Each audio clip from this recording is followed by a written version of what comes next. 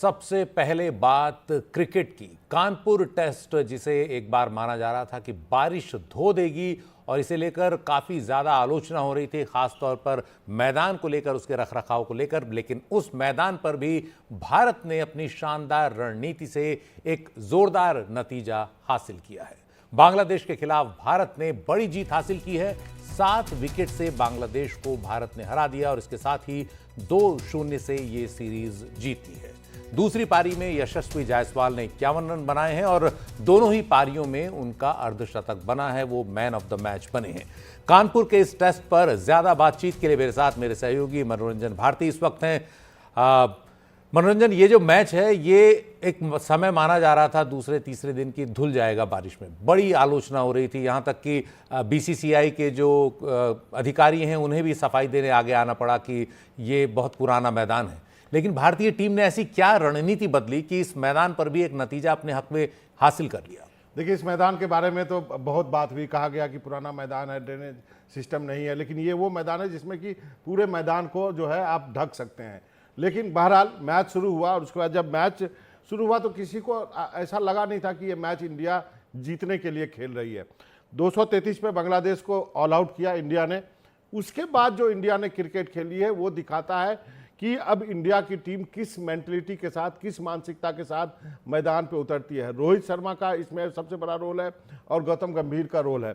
285 run बना करके 9 wicket पर इंडिया ने अपनी पारी घोषित कर दी और उसके बाद जो 8.25 के रन रेट से इंडिया ने रन बनाए। ये जो मैच था ये गेम चेंजिंग था। T20 की तरह पूरी तरह मैच खेला, ये सोच कर कि 2 ही दिन बाकी हैं और इसमें कुछ करना है। जी हाँ, और उसके बाद इंडिया की लीड हो गई। इंडिया ने फिर से बांग्लादेश को खिलाया, उनके 2 विकेट उड़ाए। आज का दिन जब शुरू हुआ तो फिर बांग्लादेश की पारी जो है 146 रन पे सिमट गई।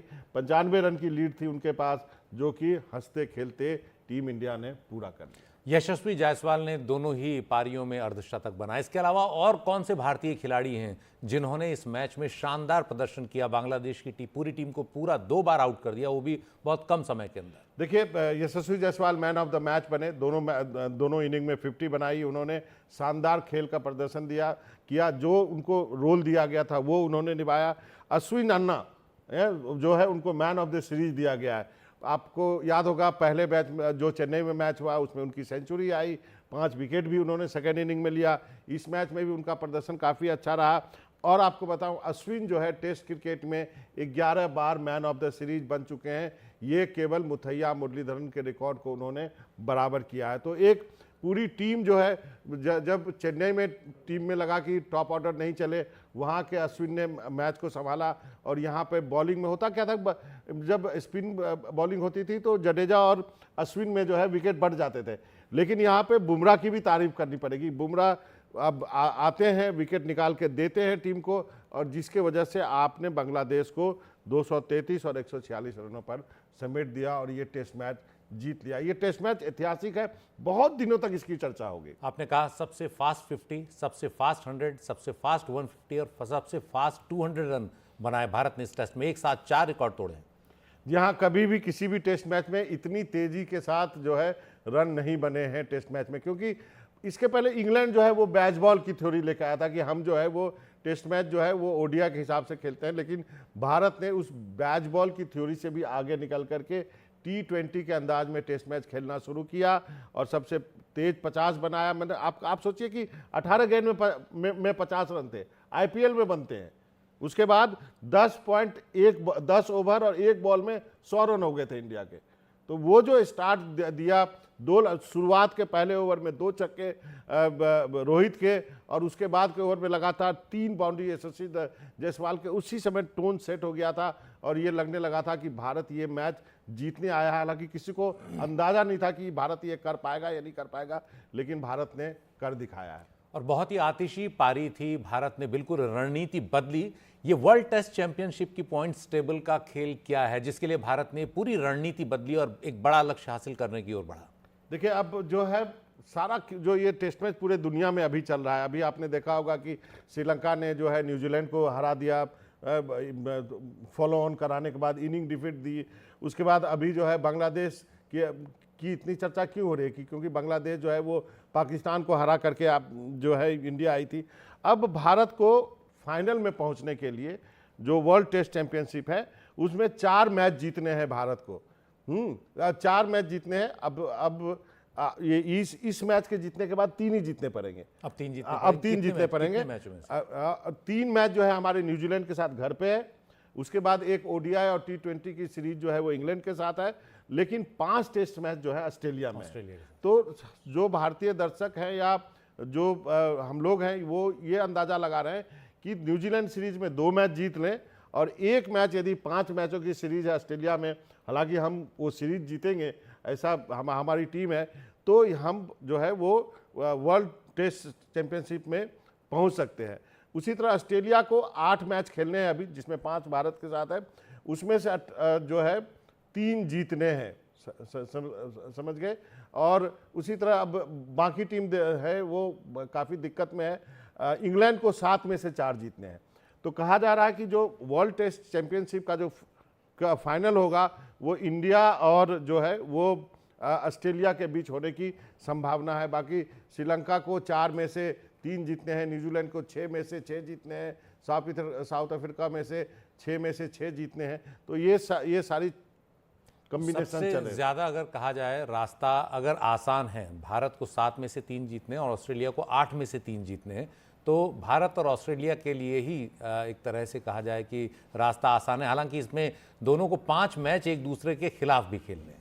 जी हाँ, अब सबकी निगाहें होगी कि जो न्यूजीलैंड के साथ जो टेस्ट सीरीज है ना, उस पर सबकी जितना गेन कर सकते हैं आप। 3 मैच की सीरीज है, अपने धरती पे वो मैच है। यदि हम वो मैच 3 में से 3 जीत जाते हैं तो हमारा जो है टारगेट पूरा हो जाएगा, नहीं तो ऑस्ट्रेलिया में जाके ऑस्ट्रेलिया को हराना पड़ेगा। ये एक अच्छी क्रिकेट आपको ऑस्ट्रेलिया में देखने को मिल सकती है टेस्ट की यदि आप बात करें तो। और न्यूजीलैंड के खिलाफ भी जो 3 टेस्ट मैच की सीरीज भारत में होगी वो निश्चित ही काफ़ी ज़्यादा शानदार होगी। इस पूरे मसले पर बात करने के लिए हमारे साथ मनोरंजन भारती के अलावा हमारे स्पोर्ट्स एडिटर विमल मोहन भी हैं। विमल, हमने काफ़ी बात कर ली आपके आने से पहले मैच को लेकर। आप इस मैच को लेकर के क्या कहेंगे? हमने सब बातें की, आतिशी मैच था, अपने आप से T20 की तरह हमने वनडे खेला, ये मैच का एक तरह से धुलने की कगार पर था, काफ़ी ज़्यादा आलोचनाएं हो रही थी, लेकिन उसके बाद भारत ने एकदम रणनीति बदली, टेस्ट चैंपियनशिप के लिए को लक्ष्य बनाते हुए इस मैच को जीता। आप भारत के प्रदर्शन को और भारत की रणनीति को किस तरह से आंकते हैं या उसका क्या विश्लेषण? देखिए, एक जो वर्ड है इंटेंट, जो इंडिया ने जो इंटेंट दिखाया विक्ट्री के लिए। आप टोटल मैच देखिए, 5 दिन का मैच था, 3 दिन लगभग धुल गया। टोटल 180-84 ओवर के आसपास पूरा गेम हुआ, 184 ओवर के आसपास, मतलब 90 ओवर का अगर आप 2 दिन माने तो 2 दिन में इंडिया ने फिनिश किया। उसमें भी ज़्यादातर 120 ओवर बांग्लादेश की टीम खेली है। मतलब आपने 60-70 ओवर में दोनों इनिंग खेल के आपने एक लीड बनाई और उसको बीट किया। तो ये सिर्फ ये नहीं है कि आप मैच स्ट्रैटेजी या प्लेयर हैं, बारिश हो रही है, जितनी सारी मुश्किलें, अगर आप ड्रॉ हो जाता या हार जाते तो वर्ल्ड टेस्ट चैंपियनशिप के फाइनल के लिए आपका रूट थोड़ा डिफिकल्ट हो जाता। इन सब के बावजूद जो सबसे बड़ी बात है, जो मैं पहले भी कह रहा था, कि एक जो यंग जनरेशन का जो इंटेंट है कि मतलब हमको जीतना ही है, और अगर कुछ हार हो भी गई गलती तो वो उसको बहुत कैरी ओवर नहीं करते हमारे जनरेशन की तरह, अरे बचपन में ये हो गया था तो उन्होंने ये किया।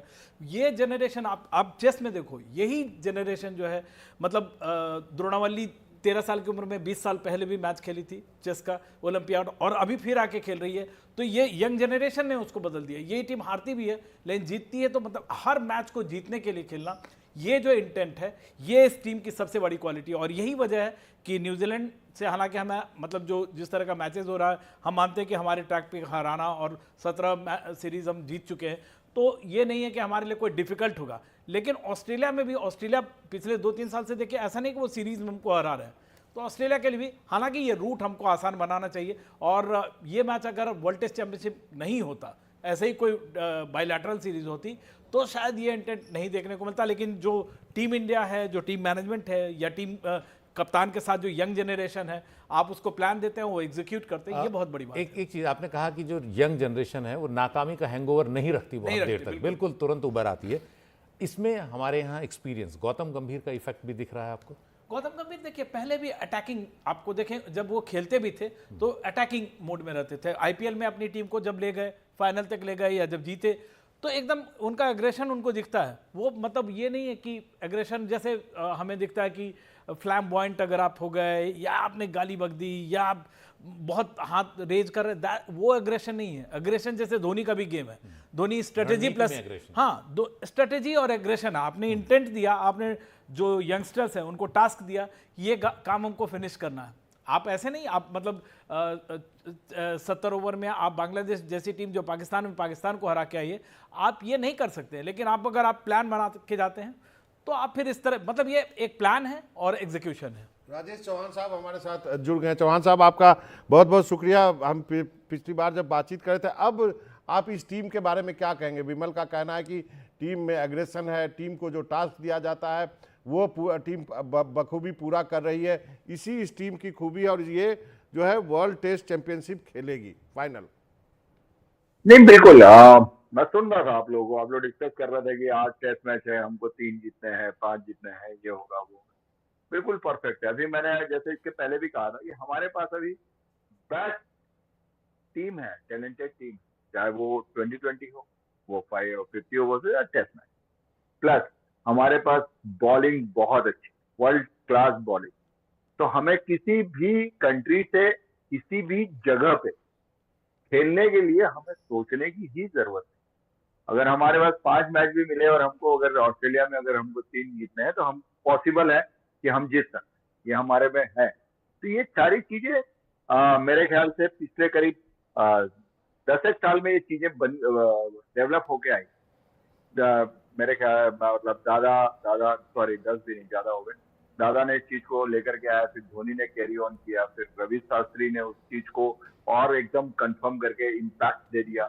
अब गौतम, राहुल ने कुछ 7 साल इसमें बिताए, अब गौतम आए, और गौतम तो मतलब डे 1 से बहुत एग्रेसिव और बहुत अच्छे हैं। उनका मतलब उनको ये पता है कि मेरे पास ये टीम है, ये है, अगर मैं इनको ये चीज करने बोलूंगा तो पॉसिबल कर रहे हैं, बिल्कुल कर रहे हैं, अच्छी बात। और हम खेलेंगे, फाइनल खेलेंगे, आप देखिएगा। लेकिन चौहान साहब, सवाल यह है कि आप इस तरह के दांव हर बार दांव पे अपने प्लेयर को एक टास्क देके लगाते हैं, लेकिन कभी कभी इसमें आपको हार भी मिल सकती है, कभी कोई दिन आपका खराब भी हो सकता है। 3 दिन बारिश में भीगना, बारिश में मैच जाना, 180 ओवर में 30 से 35 ओवर बचना, 120 ओवर का गेम उनको देना, बाकी 30 से 40 ओवर में सिर्फ हमें अपना दोनों इनिंग खत्म करना। तो कहीं ना कहीं ये हमारी ये स्ट्रेटेजी लाइफ में वन टाइम आनी, ये हिस्टोरिकल गेम हो गया। अब ये बार बार ये स्थिति नहीं आएगी और बार बार ये रिजल्ट भी नहीं आए। आप करके देख लीजिए, अगली बार कुछ ऐसा हो सकता है कि हम ये रिजल्ट नेगेटिव आए। तो ये हो गया, अब इसको भूल जाना। अब हमको जो आगे करना है, आगे हमारे पास जो रियल 5 डेज है, हम उसकी बात करें। 90 into 5 450 ओवर गेम है, और हम उसमें सक्षम, चाहे आप किसी भी डिपार्टमेंट में ले ले, हम सक्षम है। अभी आपका एक बॉलर इसमें जुड़ने वाला है, सम्मी जुड़ जाएंगे। अभी आप देखिएगा सम्मी कहीं ना कहीं आकर के एक आध सीरीज में जुड़ेंगे, तो आपकी बॉलिंग डिपार्टमेंट और अच्छा होना। जी चौहान साहब, एक अब अपने दर्शकों को बता दूं कि बिमल जो है ना, बिमल थे कानपुर में, और कानपुर में गए थे टेस्ट मैच कवर करने के लिए, और 2-3 दिन जब बारिश हुई तो बोर होके वापस चले आए। बिमल, आप हमें बताइए कि उस जब लगातार 2-3 दिन बारिश होती है तो टीम की मेंटलिटी क्या होती है? मतलब कैसे समय काटते हैं, क्या स्ट्रेटेजी बनाते हैं कि इतना कि जब भी मौका मिले हम 100% परफॉर्म करें? यही तो फर्क है बाबा, हमारे जनरेशन और ये जो टीम खेल रही है। ये टीम बोर नहीं हो रही है, ये टीम मैच रेडी है, हर मोमेंट पे तैयार है कि हमें लड़ना है। 40 ओवर भी मौका मिलेगा तो एक फाइट करना है। इस तरह का एक मैच मैंने नागपुर में देखा था, सचिन तेंदुलकर उस मैच में थे और धोनी ने वो इंग्लैंड को थोड़ा सा डराने की कोशिश की थी, और लेकिन फिर जब बाद में कुछ विकेट गिर गए तो उन्होंने फिर पीछे खींच के मैच को ड्रॉ कर लिया।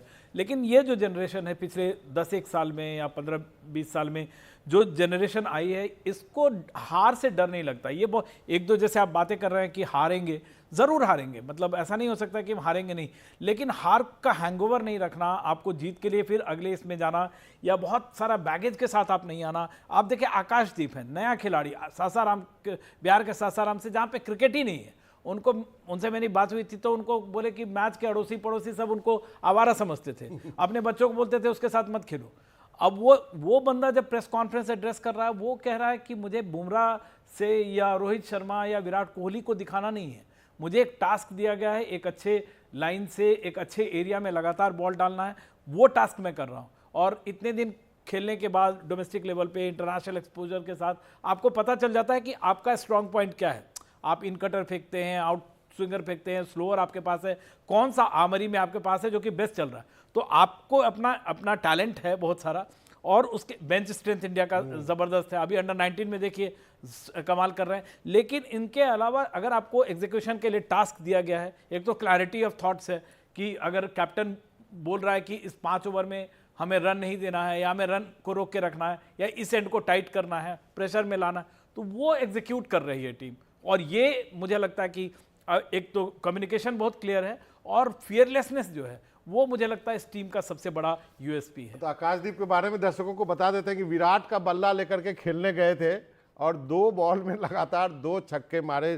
चौहान साहब क्या कहेंगे जो बात विमल बता रहे हैं? आकाशदीप का उन्होंने जिक्र किया, जायसवाल की बात कर लेते हैं कि दोनों इनिंग में 50-50 रन बनाए, मैन ऑफ द मैच हुए। और सीनियर प्लेयर की बात करते हैं, अश्विन अन्ना की बात कर लेते हैं जो मैन ऑफ द सीरीज हुए। मुथैया मुरलीधरन का 11 मैचों का मैन ऑफ द सीरीज का रिकॉर्ड बराबर किया। आपकी टिप्पणी?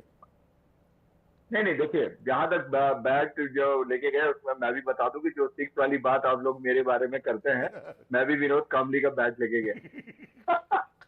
तो वो एक रहता है, क्या होता है कि कभी कभी रहता है कि लोग बोलते हैं अरे यार मारना ही है, मेरा लेके जा, अच्छा ये वाला अच्छा है चलेगा, मतलब वो होता है। और एक कभी कभी हाथ में ऐसा पकड़ने से लग भी जाता है कि चलो आज ये वाला मैच ले, कोई बात, उसमें बहुत अच्छी बात है। और उन्होंने वक्त के ऊपर करके भी दिया और वो टीम के लिए फायदेमंद है। अब आती है बात कि भाई आकाशदीप आए, उनको मौका मिला, उन्होंने बहुत अच्छा किया। एक रिस्ट गेंदबाज, एक हिटिंग वाला, मतलब शमी के बाद अगर किसी को मैंने देखा, बुमराह के बाद किसी को देखा, तो ये मैंने अभी आकाश में देखा कि अभी जो न्यू जनरेशन है उसमें वो रिस्ट के साथ टीम को हिट करने की ताकत रखते हैं, और ये हमें हर कंट्री में फायदा हो। सवाल है कि आप कितने एक्यूरेसी से बॉल और कितने ओवर डालने में आप सक्षम है, 2 चीजें रहें। तीसरी चीज आपने बोला कि सॉरी मैं भूल गया, क्या पूछा आपने? और हेलो, दीप और यशस्वी के बारे में बात की थी। यशस्वी मैन ऑफ द मैच। यशस्वी ने एक इनिंग खेली थी, अगर आपको ध्यान हो तो, मैं भूल रहा हूँ वो मैच में इसने करीब 100 किया था एक मैच में, टेस्ट मैच में। तो अगर उस इनिंग को देखने के बाद, उस इनिंग में उसने वनडे ऐसा पूरा खेला, पूरा मतलब इनिंग पूरी उसने बहुत अच्छी खेली। वो चीज उसमें टैलेंट है, उस टैलेंट को कुछ नहीं किया, कप्तान ने उसको यूज किया कि भैया तुमने वो इनिंग खेली थी, यहाँ ट्राई कर लो, हम लोग हैं पीछे संभाल लेंगे। उसने ट्राई किया, बना लिया, उसने कर लिया, बहुत अच्छा किया यशस्वी ने। अश्विन की बात करें, देखिए एक्सपीरियंस है, अश्विन बहुत अच्छे बॉलर हैं, वेरिएशन बहुत है उनके पास। सबसे अच्छी बात है कि अश्विन नए बॉल से भी उतनी अच्छी बॉल डाल लेते हैं जितनी पुरानी बॉल। तो ये उनमें एक बहुत अच्छा टैलेंट है और गुण है, जिसकी वजह से आज वो इतने सक्सेस। तो ये हमारे पास, मैंने कहा ना कि हमारे पास बॉलिंग लाइन भी उतनी अच्छी है, बैटिंग का भी पूरा टैलेंट है। अभी तो मतलब मैं उम्मीद कर रहा हूँ कि शायद गिल अगर फॉर्म में आ गए इसमें, तो गिल का जो बैट चलता है, गिल जिस तरह से बैटिंग करते हैं, मैं नहीं समझता कि हम लोग 4-5 रन के एवरेज के नीचे कभी हम जाएंगे टेस्ट। तो अब हम एक चीज मैं एक बार फिर से बोल देना चाहता हूं, वर्ल्ड टेस्ट चैंपियनशिप के लिए क्या लाइनअप है।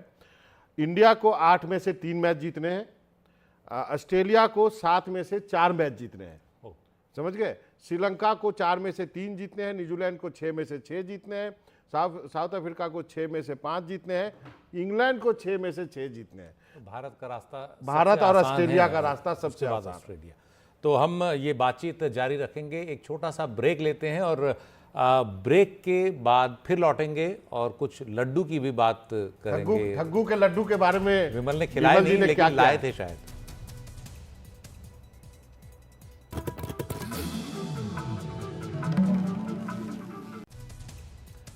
और हम बात कर रहे हैं कानपुर टेस्ट में बांग्लादेश के खिलाफ भारत की शानदार जीत की। 3 दिन करीब ये मैच बारिश के कारण बाधित रहा और इस दौरान विमल आपने क्या किया और इसके अलावा आप कहां गए?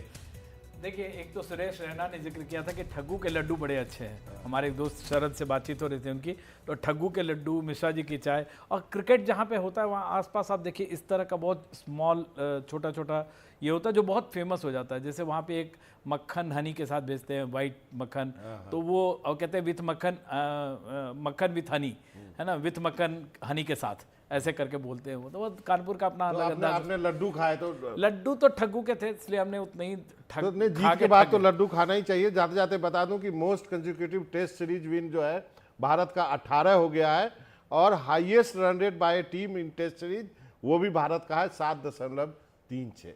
और विमल क्या करके लाए हैं, लड्डू खाने का मौका उनको यहाँ आने के बाद मिला, वहाँ उन्हें लग नहीं रहा था कि मौका मिलेगा, लेकिन लड्डू वो साथ ले आए। ये अलग बात है कि अकेले खा लिए, फिर भी देखिए आप, लगता है मंगवाना पड़ेगा। तो इस वक्त हम कानपुर के मशहूर ठग्गू के लड्डू जो दुकान है उस दुकान पे हैं, और ये काफ़ी मशहूर है। और कल जब मैच के दौरान सुरेश रैना से मेरे मित्र हैं शरददीप, वो बातचीत कर रहे थे, तो उन्होंने कहा कि कानपुर जाके कोई बोर नहीं हो सकता, कई सारे यहाँ पे एलिमेंट है, और कई चीज़ों की वजह से कानपुर हाल में भी मशहूर हुआ ठग्गू के लड्डू है। और इसको खासकर एक बंटी बबली पिक्चर आई थी, उसमें इसको काफ़ी यहाँ शूटिंग हुई और काफ़ी नामचीन हो गया। बाद में इसमें गाना भी लिखा गया। एक रविकांत जी हैं हमारे इस दुकान के ओनर। रविकांत जी, बड़ा इंटरेस्टिंग नाम है, अट्रैक्शन का बहुत बड़ी वजह है। ये नाम जो थे मेरे बाबा जी लिखा करते थे, वो इसी दुकान के फाउंडर वही थे।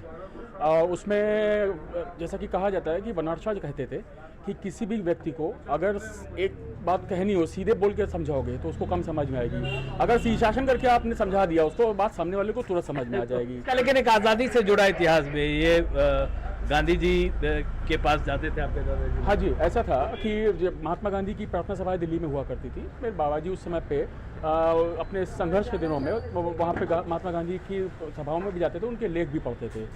उसमें महात्मा गांधी ने एक समय पे बोला है कि शक्कर जो है एक सफ़ेद जहर की तरीके काम करती है, और बिना शक्कर के लड्डू बनता नहीं। तो हम एक ऐसी चीज़ बेच रहे हैं जो किसी भी कस्टमर के लिए या किसी भी व्यक्ति के लिए स्वास्थ्य के लिए हानिकारक चीज़ है, उसके बदले में पैसा भी ले रहे हैं। तो अंतरात्मा में झांक के देखा जाए कहीं तो उसमें ठगू नज़र आता ही है। तो गिल्ट के साथ बेच रहे हैं, लेकिन उसको आपने सबके सामने ऑनेस्टी से रख दिया। मानी हुई बात है कि गिल्ट जैसा तो नहीं कहेंगे, अब ठग बोला है तो अपने आप को कहीं ना कहीं स्किल भी है उसमें, इसको गिल्ट नहीं कह सकते, लेकिन हम जो भी बेच रहे हैं सामने सबको बता के कर रहे हैं। अच्छा, इसका एक क्रिकेट से जुड़ा क्या है, इसका 2-4 वाक्य आप मुझे बता रहे थे? हाँ जी, असल में कानपुर में भी पहले IPL के भी मैचेस कुछ एक हुए थे, तो उसमें स्टार्स स्पोर्ट्स उस समय पे था, उसके में एक करस्पॉन्डेंट आए थे, वो हम लोगों की दुकान से लड्डू लेके गए थे, और होटल लैंडमार्क में या कहीं पे कपिल देव साहब और रवि शास्त्री साहब दोनों रुके हुए थे। तो स्टूडियो कपिल और रवि शास्त्री ने खाया? हाँ, उन्होंने खाया। तो कपिल देव साहब तो अपनी हाजी जबारी के लिए काफ़ी मशहूर है ही हैं। उन्होंने सीधे सीधे बोला, देखिए नाम इसमें ठग्गू लिखा हुआ है, आपने पैसा इनको दिया कि नहीं है? ऐसा तो नहीं था कि आप ही इनको भी ठग लिया इनको। अच्छा, कुलदीप यादव, और वो तो लोकल है। कुलदीप यादव भी 3 या 4 साल पहले किसी क्रिकेट मैच में उन्होंने बहुत अच्छा प्रदर्शन किया था, मैन ऑफ द मैच हुए थे। तो कमेंटेटर बॉक्स में ऑनलाइन बातचीत करते हुए कुलदीप यादव से उन्होंने ऐसे ही बोला था कि आज कुलदीप तुमने बहुत अच्छी गेंदबाजी करी है, ठग्गू का लड्डू तो नहीं खाया। तो कहीं ना कहीं से दोनों लोगों को कानपुर से जुड़ी हुई यादें थी।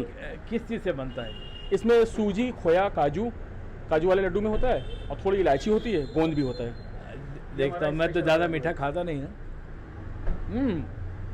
टू गुड, बहुत ही स्वादिष्ट है, और आप ठगे से रह सकते हैं इसके स्वाद को। थोड़ा मीठा मेरे हिसाब से ज़्यादा है, लेकिन जो मीठा खाते हैं उनके लिए बहुत ही कमाल है। और ठग्गू के लड्डू मशहूर है, क्रिकेट के साथ और भी मशहूर है। जी हाँ, ऐसा था कि अभी पीछे 1-2 साल पहले प्रधानमंत्री माननीय नरेंद्र मोदी जी शहर आए थे। उन्होंने अपना भाषण जो था यहीं से शुरुआत करी थी। उसमें उन्होंने यही बोला था कि कानपुर की जो हाजिर जवाबी है उसका कहीं कोई मुकाबला नहीं है। फिर उसके बाद उन्होंने बोला था कि ठग्गू के लड्डू वाली दुकान जो यहाँ पे, उसमें क्या लिखा हुआ है, ऐसा कोई सगा नहीं, और पब्लिक को बाकी बोलने दिया जिसको हमने ठगा नहीं। फिर ऐसा कोई सगा नहीं जिसको हमने ठगा नहीं। चलिए, आप बहुत दिलचस्प बातें करते हैं, और लड्डू का स्वाद भी शानदार है। तो कानपुर से विमल मोहन, NDTV।